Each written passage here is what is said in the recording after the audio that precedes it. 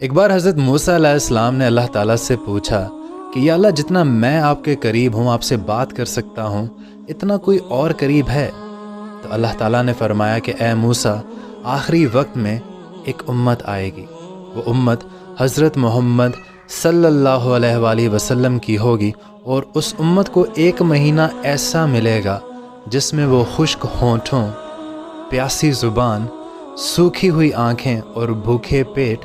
جب افطار کریں گے تب میں ان کے بہت قریب ہوں گا۔ اور موسیٰ، میرے اور تیرے درمیان 70 پردوں کا فاصلہ ہے، لیکن جب وہ افطار کریں گے تو ہمارے درمیان